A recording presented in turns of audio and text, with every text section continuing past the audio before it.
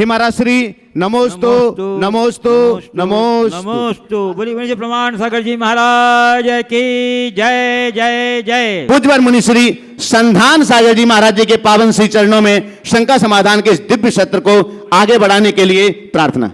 आज का ये शंका समाधान का सत्र नमोस्तु पूर्वक अपन प्रारंभ करते हैं।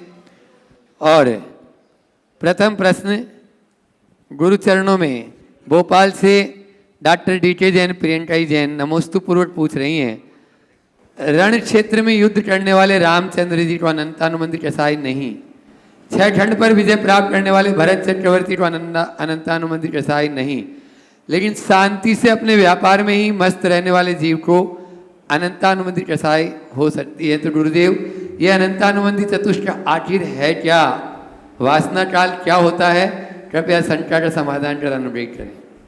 देखिए, कषाय हमारे अंतरंग की परिणति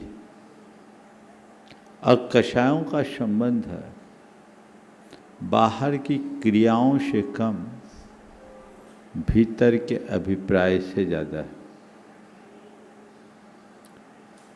महत्वपूर्ण ये नहीं है कि हम क्या कर रहे हैं, महत्वपूर्ण ये है कि हमारी भाव दशा क्या है।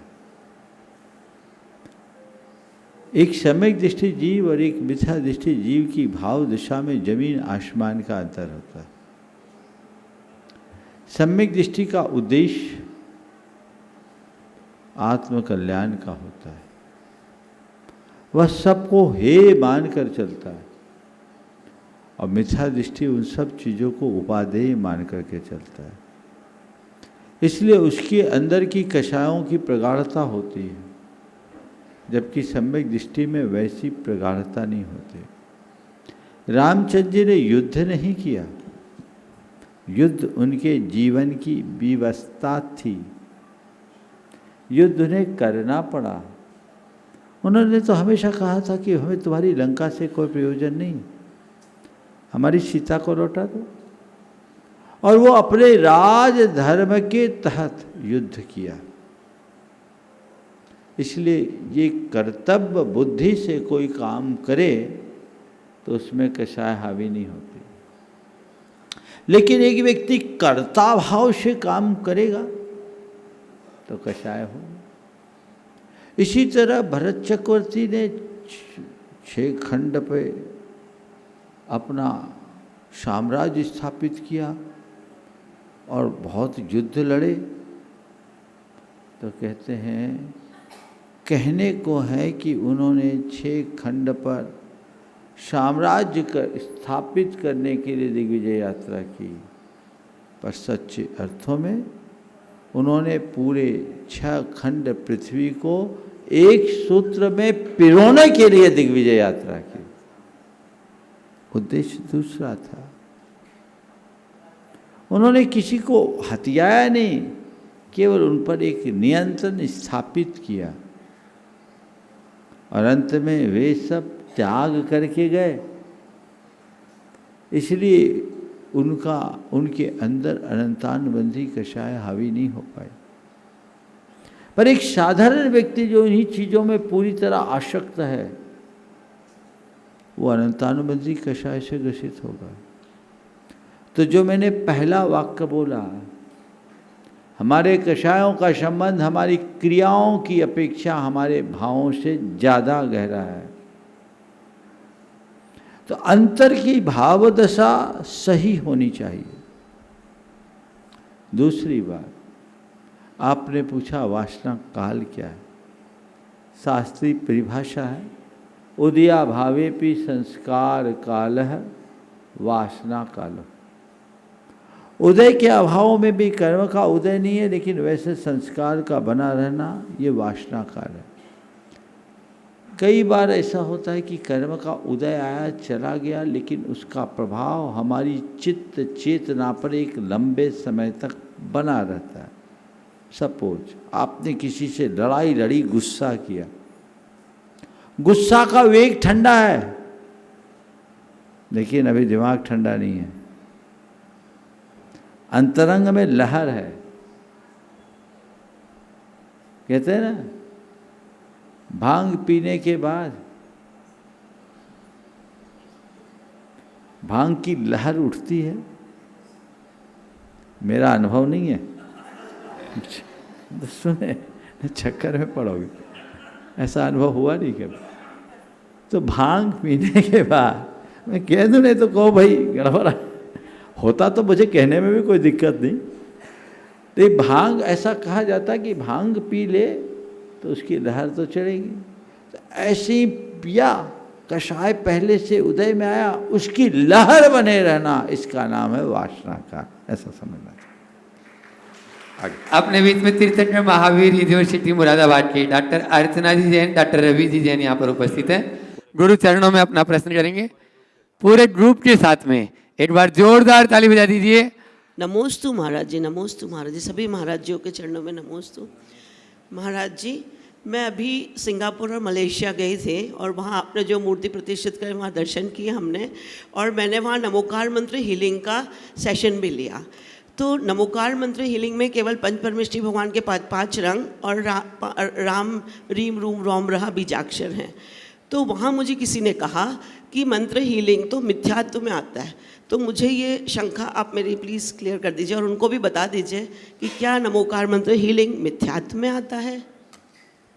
देखिए, नमोकार हमारा मूल मंत्र है जी। और प्रत्येक व्यक्ति को इस नमस्कार की आराधना अपने जीवन की आखिरी सांस तक करना चाहिए। एक ऐसा महामंत्र है जिसे जन्म लेते ही हमारे कान में डाला जाता है, एक घुट्टी के संस्कार में दिया हुआ मंत्र, जो हमारे जीवन के आखिरी सांस तक चले, ऐसी भावना हो। इसे नमोकार मंत्र की आराधना तो सबको करनी चाहिए। और इस महामंत्र का मूल उद्देश्य अपने कर्मों का क्षय, पापों का शमन और वृत्तियों का शोधन है। क्योंकि वर्तमान में लोग धर्म से कम दूसरी बातों से ज़्यादा प्रभावित होते हैं। हीलिंग का बहुत सारा प्रचार हुआ, तो लोगों ने नमोकार मंत्र पर भी ऐसा प्रयोग किया, भक्तामर पर भी किया। आज भक्तामर हीलिंग सेंटर चलाने वाले भक्तामर की से हीलिंग देते हैं, नमोकार से देने वाले नमोकार। ये तो भावनात्मक एक संप्रेषण है जी। तो हीलिंग करना बुरा नहीं है, पर वो धर्म नहीं है, वो तुम्हारी चिकित्सा है। ये बात ध्यान रखना। तुम शुद्ध मन से नमोकार जपोगे तो प्रति समय असंख्यात गुने कर्म झड़ेंगे। अर्हंत नमोकारो संपहि बंधादो असंख्ये गुण कमक्षय कारवोति। अरहंत भगवान को किया जाने वाले नमस्कार यानी ये नमोकार मंत्र तात्कालिक पुण्य के बंध की अपेक्षा असंख्यात गुने कर्म के क्षय का कारण है। ऐसा मैं नहीं बोल रहा हूँ, कौन बोल रहा है? आचार्य वीरसेन महाराज। और फिर वो आगे क्या कहते हैं, सठखंडागम में उन्होंने लिखा, तम्हा भोयन पायन यान पचावन सब कज्जेसु भक्ति ये नमोकारम कुज्जा। मतलब ये महामंत्र तात्कालिक पुण्य के बंध की अपेक्षा असंख्यात गुने कर्म के क्षय का कारण है। इसलिए भोयन पायन यान पजावन सब कज्जेसु भक्ति ये नमोकारम कुज्जाम, यानी खाते पीते चलते फिरते उठते बैठते सब क्रियाओं में भक्ति से नमोकार करना, कर्म निर्वाह। लेकिन आजकल लोगों को नमोकार बोलो तो उस पर श्रद्धा नहीं। अब आप हीलिंग के लिए नमोकार कर रहे हो तो एक चिकित्सा, इसको मिथ्यात्व कहना उचित नहीं, जी महाराज जी। पर आत्मचिकित्सा के लिए करना नमोकार का सही उपयोग है। जी महाराज जी। मंदिर जी में अब चूँकि हमारे पास सेंटर दूसरा नहीं है, लोग मंदिर जी से जुड़ते हैं। मैं सभी हीलिंग प्रोग्राम को चलाने वाले लोगों से कहूँगा कि आप नमोकार मंत्र को उपयोग में लीजिए, शुरुआत में हीलिंग भी दीजिए, पर उन्हें इसी में मत अटकाइए। जी महाराज। उसको बोलो ये हमारी आध्यात्मिक चेतना के उत्थान का एक सबल आधार है, ये कर्म निर्जरा का कारण है। इस महामंत्र के जाप से, आराधना से जो इसका वास्तविक फल मिल सकता है हमें वो मिले, ये प्रयास करें तो ज़्यादा अच्छा है। पुनः दोहराऊंगा, ये कोई मिथ्या तो नहीं है और नमोकार मंत्र के माध्यम से लोगों को लाभ हो रहा है तो ये स्वागत योग्य कदम है। जी महाराज जी, एक पेशेंट था, वो 3 महीने से मैं कोमा बात में कर था रहा हूँ, मैं बात कर रहा और हूँ, वो ठीक हो गया था बहुत लोगों को हीलिंग से। अगर इससे लाभ होता है तो कोई बुरा नहीं है, जी पर वो वहाँ अटक जाए तो अधूरा है। जी। उसे आगे बढ़ाइए ताकि भव रोग से भी मुक्त हो सके। जी महाराज जी, नमोस्तुते। गुणायतन शिरोमणि जी, एक संरक्षक सवाल है। अनिल ममताई जैन गन्नौर हरियाणा से। महाराज जी के चरणों में मेरा बारंबार नमोस्तु नमोस्तु नमोस्तु। महाराज जी, मेरी शंका यह है कि क्या इच्छाएं हमें आगे बढ़ाती हैं या हमारी आसक्ति का कारण बनती हैं? फिर हम जीवन में लक्ष्य कैसे रखें? बहुत अच्छा सवाल। इच्छा हमें आगे बढ़ाती है कि आसक्ति का कारण भी बनती है? देखिए, इच्छा की 2 परिणति, एक इच्छा जो प्रेरणा बने और एक इच्छा जो पागल बनाए। ध्यान से सुनो, एक इच्छा जो प्रेरणा बने और एक इच्छा जो पागल बना दे। एक इच्छा है, मन में जगती है, कुछ आगे बढ़ने की, कुछ करने की प्रेरणा बन जाती है और इच्छा जब प्रेरणा का रूप लेती है तो हमारी प्रगति का आधार बन जाती है। इस इच्छा का नाम है निर्मल इच्छा। लेकिन एक दूसरी इच्छा है जो हमें पागल बना देती है, अर्थात हमें घोर आसक्ति में फंसा देती है और उसकी पूर्ति के पीछे मनुष्य पागल हो जाता है, किसी भी चीज़ का दीवाना बन जाता है। वह इच्छा हमारी कभी अच्छी इच्छा नहीं मानी जा सकती। उस इच्छा को बोलते हैं असद इच्छा या दुरेच्छा। अपनी दुरेच्छाओं को मिटाओ, सद इच्छा और निर्मल इच्छा को जगाओ, जिससे जीवन का पथ प्रशस्त हो। नमोस्तु महाराज। जय कुमार जी, सुलोचना जी, काला जे के मसाला। नमस्ते महाराज जी, पांचों महाराज जी को हमारा नमोस्तु, हमारे पूरे परिवार का नमोस्तु। गुरु से जब दर्शन करके एक ऐसा आनंद आता है कि चमक आ जाती है पूरे शरीर में। ऐसा लगता है कई दिनों से नहीं मुलाकात हुई, नहीं दर्शन हुआ, तो दिन प्रतिदिन मन में रहता है, लेकिन कार्यों में फंसे रहने के कारण दर्शन नहीं होता। ये चमक ये दमक फूलवन में महक, सब कुछ सरकार तुम्ही से है। ये चमक ये दमक फूलवन में महक, कार तुम्ही से है, कार तुम्हारा तुम्ही से है। ओ जल्दी कर लो, आज गाड़ी आगे है। सवाल मेरी नैया के बनहार तुम्ही, मेरा बेड़ा पार तुम्ही से है। सवाल कर लो जल्दी से, है ना? सवाल ऐसा है महाराज जी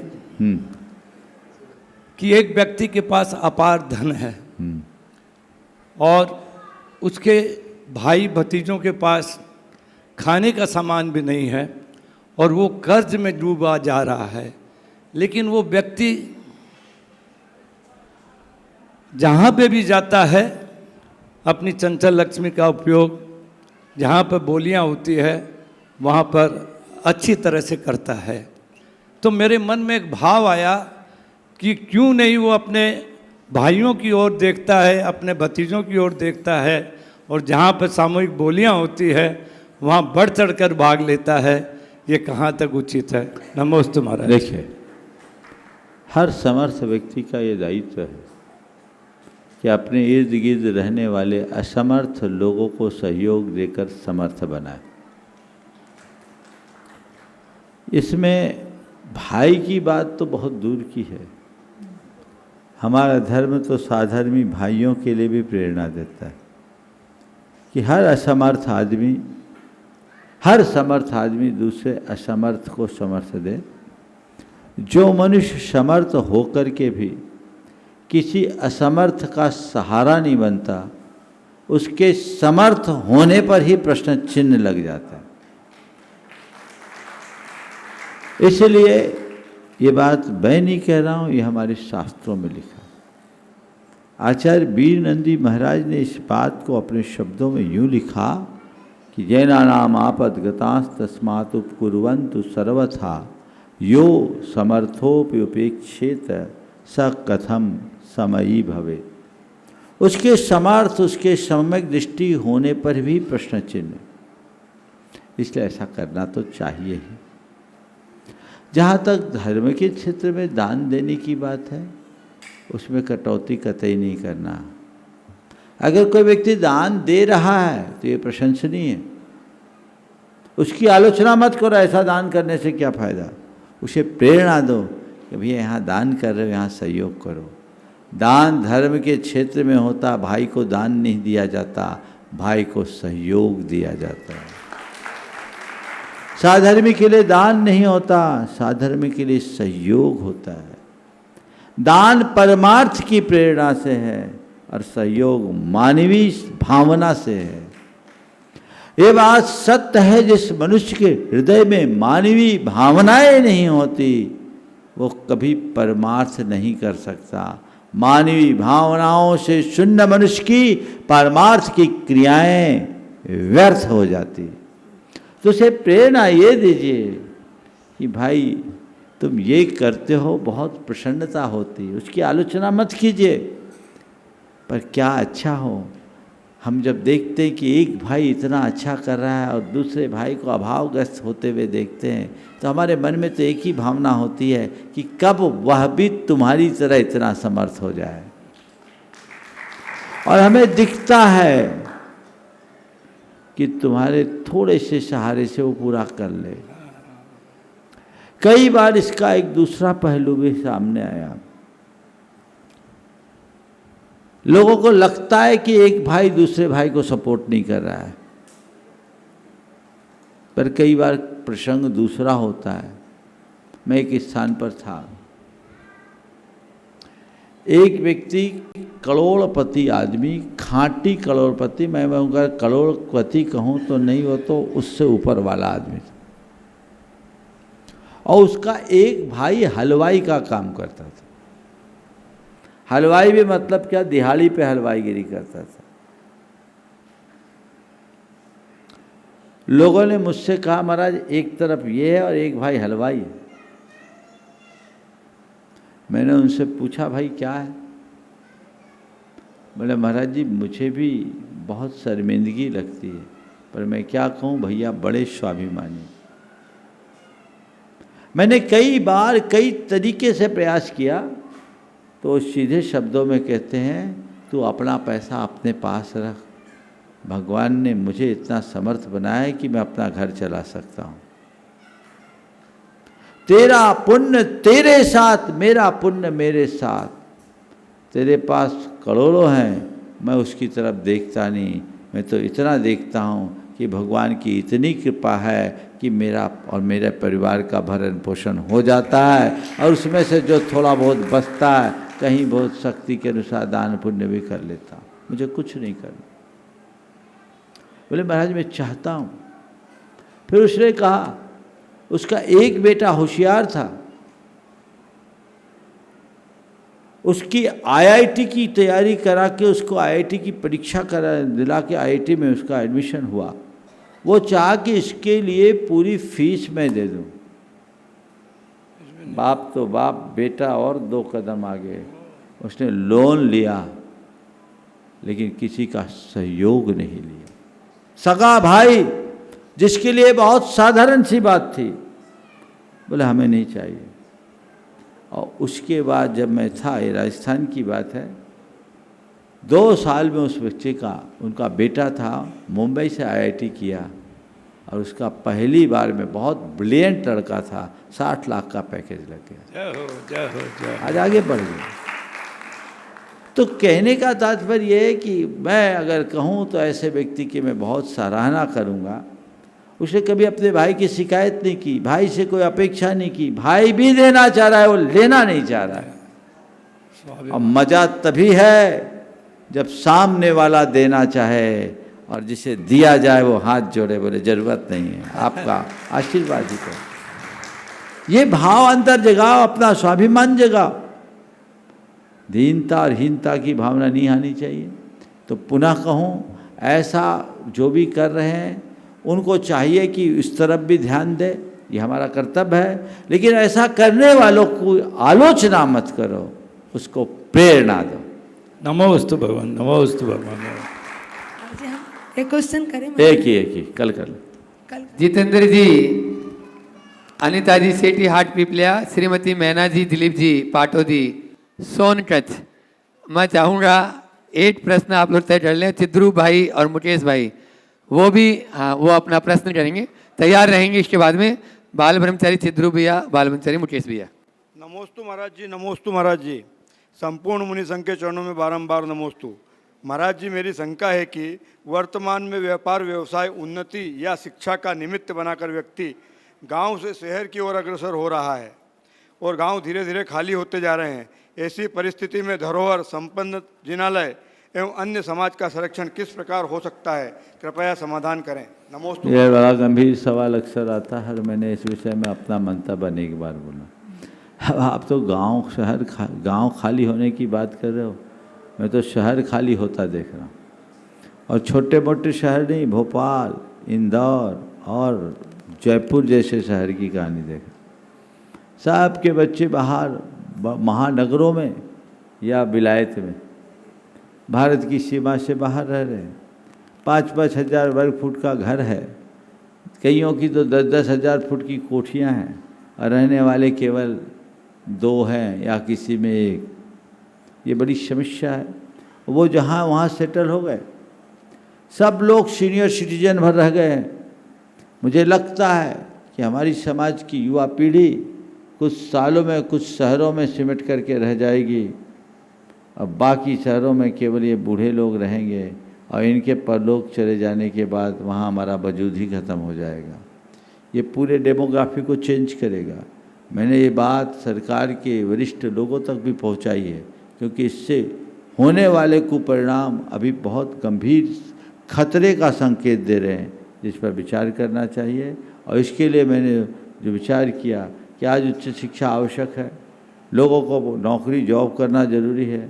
इसके लिए सरकार के स्तर पर 2 काम कर लिए जाए तो बड़ा बदलाव हो सकता है। एक वह ये कि सारी बड़ी कंपनियों में वर्क फ्रॉम होम को बढ़ावा मिले और निश्चित किया जाए कि इतने प्रतिशत लोगों को वर्क फ्रॉम होम करना ही पड़ेगा। सरकार इस तरह की कुछ व्यवस्था बनाए। और दूसरा, हर छोटे और मझोले शहर में बड़े बड़े कॉरपोरेट हाउसेस के ऑफिसेस खुलवाए जाए, ताकि इस क्षेत्र में काम करने वाले लोगों को वहाँ रहने की अनुकूलता हो, गांव शहरों का समेकित विकास हो। तभी हम अपने देश के भविष्य को संभाल पाएंगे, अन्यथा आने वाले दिनों में परिणाम बहुत बुरा होने वाला। बाल ब्रह्मचारी चिद्रू भैया जी, और चाहूँगा उनके साथ में दोनों अलग आचार्य ज्ञान सागर जी महाराज, ज्ञान सागर उदासीन आश्रम के अधिष्ठाता बाल ब्रह्मचारी मुकेश भाई, वे भी साथ में हो जाए। और मैं चाहूँगा NL जैन साहब और NC जैन साहब, हमारे दोनों भैया जी का यहीं पर स्वागत अभिनंदन कर देंगे आप लोग जोरदार तालियों से। दोनों भैया जी हमेशा गुरु सेवा में लगे रहते हैं, उनका स्वागत अभिनंदन। तिलक तिलक। नमोस्तु महाराज जी, नमोस्तु महाराज जी। संपूर्ण मुनि संघ के चरणों में बारंबार नमोस्तु। महाराज जी, एक जग प्रसिद्ध लोकोक्ति है कि प्रतिभा हो और पद ना मिले तो व्यक्ति कर्ण बन जाता है। प्रतिभा हो और पद ना मिले तो व्यक्ति कर्ण बन जाता है, और प्रतिभा ना हो और पद मिल जाए तो व्यक्ति धृतराष्ट्र बन जाता है। और वर्तमान का जो युग है वो एक ह्यूमन एरर की तरह अति महत्वाकांक्षा का युग है। तो ऐसी परिस्थितियों में पद, प्रतिभा और प्रतिष्ठा का समायोजन किन परिणामों से और कैसा होना चाहिए, कृपया निर्देशित करें। नमस्ते महाराज जी। प्रतिष्ठा और प्रतिभा का, पद, प्रतिभा और प्रतिष्ठा का समायोजन किन परिणामों से? आपने बहुत अच्छी बात की। प्रतिभा और पद न मिले तो कर्ण बन जाए, और प्रतिभा के बिना पद मिले तो धृतराष्ट्र बन जाए। आज का ये जो दौर है, ये होड़ और प्रतिस्पर्धा का दौर। लोगों के अंतरंग में महत्वाकांक्षाएं तेजी से पनप रही हैं और मुझे लगता है ये महत्वाकांक्षा कम, कुंठित महत्वाकांक्षा ज़्यादा है। आज जब कोई मनुष्य किसी भी प्रकार की कुंठित महत्वाकांक्षाओं से ग्रसित होता है तो उसकी दिशा प्रायः बिगड़ जाती है और उसमें फिर व्यक्ति अपने साथ, धर्म, समाज और संस्कृति के साथ सही न्याय नहीं कर पाता। व्यक्ति की प्रतिभा को निखारना चाहिए। पद व्यक्ति को देना चाहिए प्रोत्साहन के साथ, और प्रतिष्ठा अगर प्रेरणा और प्रोत्साहन साथ में मिले तो उसकी प्रतिभा उसे खुद प्रतिष्ठा प्रदान करती है। पद के लिए काम मत करें और प्रतिभा को कभी कुंद न रहने दें। हमारे पास एक दूसरा भी उदाहरण है, वो है भीष्म पितामह का, जिनके पास प्रतिभा थी, प्रतिष्ठा भी थी और सच्चे अर्थों में पद के हकदार भी थे,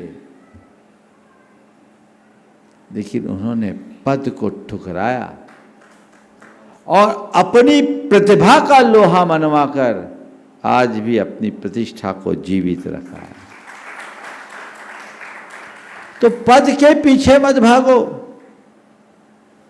प्रतिभा को ठीक तरीके से निखारो, प्रतिभा को परखो, प्रतिभा को पहचानो। प्रतिभा निखरेगी, पद तो पीछे भागेगा। हमारे यहाँ कहा जाता है विद्वांस सर्वत्र पूज्यन्ते, जो विद्वान है उसकी सर्वत्र पूजा होती है। जिसके पास प्रतिभा है उसको हमेशा अवसर मिलते हैं। इसलिए हम न कर्ण को सामने रखें, न धृतराष्ट्र को आदर्श बनाएं, भीष्म पितामह से प्रेरणा लेकर अपने जीवन को आगे बढ़ाएं। दूसरा है, प्रतिभा थी, पद नहीं था, प्रतिष्ठा नहीं थी, लेकिन उसने अपनी निष्ठा के बल पर वो कर लिया जो बड़े बड़े प्रतिभाशाली लोग नहीं कर पाए। वो थे एकलव्य। एकलव्य के पास कोई पहचान थी, कोई पद था, कुछ भी नहीं, पर प्रतिभा थी, निष्ठा थी, श्रद्धा थी, लगन थी, उससे प्रेरित हुए और एकलव्य ने वह सब कुछ सीख लिया जो अर्जुन भी नहीं सीख पाया। तो जो प्रतिभा के धनी इस बात से मायूस होते हैं कि हमें अवसर नहीं मिलता, मैं खासकर युवाओं से कहूंगा, जो प्रतिभा के धनी लोग इस बात से मायूस होते हैं कि हमें अवसर नहीं मिला, उन्हें एकलव्य को सामने रख करके देखना चाहिए, जिसके लिए कोई अवसर नहीं मिला। द्रोणाचार्य ने ठुकरा दिया था, लेकिन उसकी लगन, निष्ठा, श्रद्धा, भक्ति ने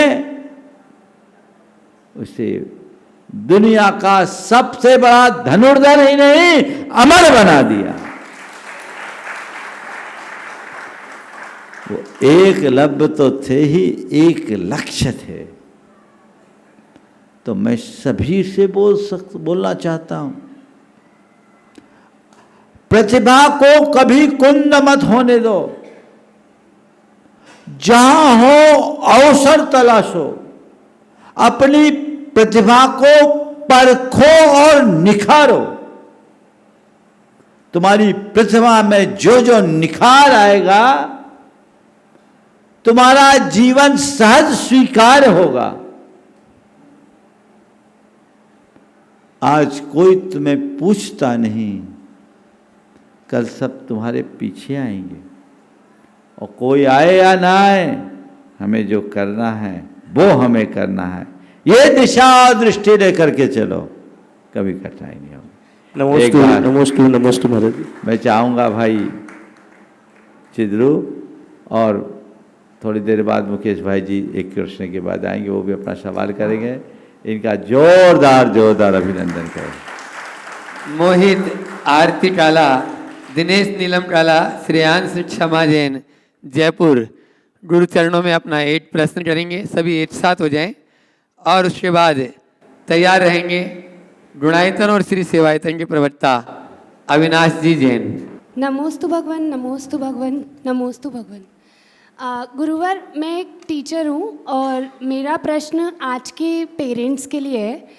ऐसा होता है कि पेरेंट्स ऐसे बोलते हैं कि बच्चों को ना डांटें, ना ज़ोर से बोलें, और कई बार ऐसा होता है कि बच्चों को समझाने के लिए और उनके हित के लिए हमारा उद्देश्य ऐसा, जो बच्चे शैतान होते हैं उनके लिए हमें कभी उन्हें डांटना भी पड़ता है, उन्हें ज़ोर से भी बोलना पड़ता है, लेकिन पेरेंट्स इसके लिए हमें हमेशा मना करते हैं, और अगर हम उन्हें कहते हैं तो वो ऐसा कहते हैं कि नहीं ऐसा ना करें आप। तो ऐसे में हमें क्या करना चाहिए और पेरेंट्स क्या सही कर रहे हैं, कृपया। पहली बात तो मैं चाहूँगा NL जैन साहब, NC जैन साहब जाके मोहित भाई का वहीं पर सम्मान कर दें। ये हमारे संधान सागर जी महाराज के अनुज हैं, वहीं पर कह दें। महिला सम्मान के लिए भी 1-2 लोग चले जाओ। बहन जी चले जाओ, मैं जाके कर दूँ। रोहित के नीचे मोहित है, समझ गए? हाँ, इनके महाराज जी के अनुज हैं।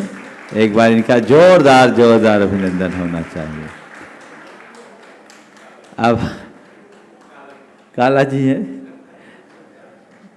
और अब जो आपका सवाल है बच्चों के पढ़ाने के लेकर, मैं ये कहना चाहूँगा आज का युग जिस तरीके का है आपको उसी अनुसार चलना चाहिए। समय बदला है। हम लोगों के समय में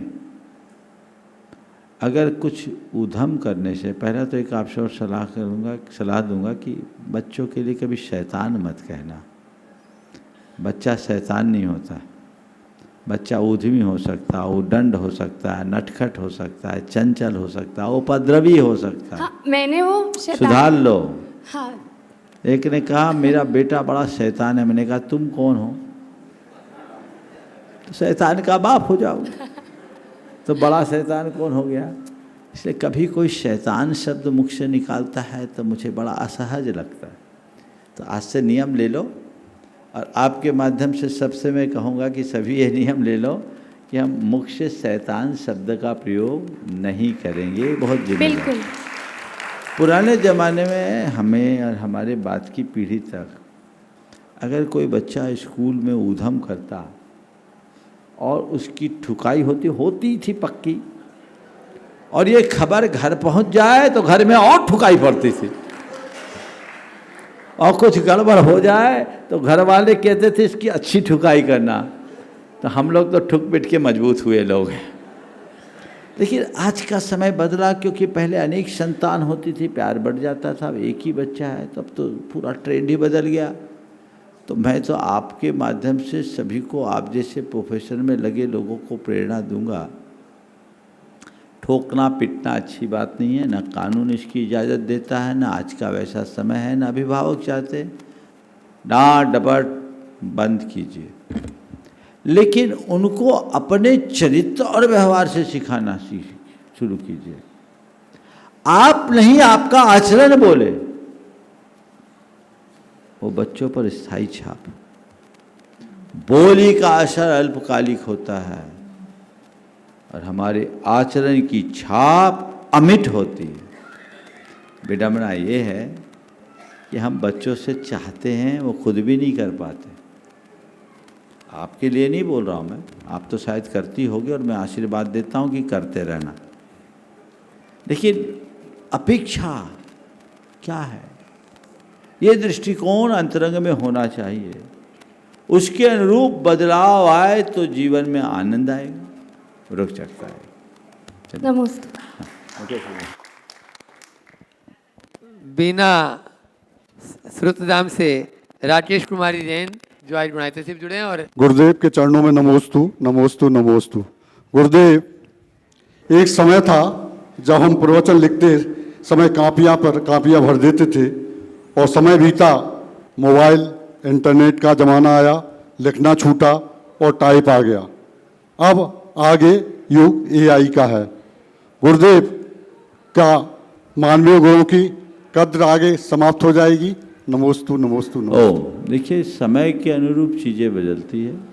अब डायरियाँ बंद हो गई, डिजिटल कापियाँ चालू हो गई। आप अपने मोबाइल के मेमोरी कार्ड को खोल के देखो कितना भरा होगा। तो इस समय काल के अनुरूप हुआ परिवर्तन है जिसे हमें स्वीकार करना चाहिए। इससे पहले कि अगले प्रश्नकर्ता है, ब्रह्मचारी मुकेश जी उपस्थित हैं। नमस्कार। मैं चाहूँगा NC जैन साहब, NL जैन साहब इनका यहाँ पर सम्मान कर दे। हमारे वर्षों से नेमावर आश्रम आचार्य ज्ञान सागर साधक आश्रम है, उदासीन व्रती आश्रम के अधिष्ठाता और बहुत कुशलता से आप उसे संपन्न कर रहे हैं। और इनकी सबसे बड़ी विशेषता इनके निर्देशन में और इनकी देख रेख में कईयों की संलेखना हुई। ये वैयावृत्ति में बहुत निष्णात, आज भी वहाँ बहुत सारे क्षुल्लक जी और साधक हैं, उनका बहुत बड़ा योगदान है। एक बार जोरदार करतल ध्वनि से इनका अभिनंदन करें। पूज्य मुनिश्री जी एवं सत्संग के चरणों में बारंबार नमस्तु।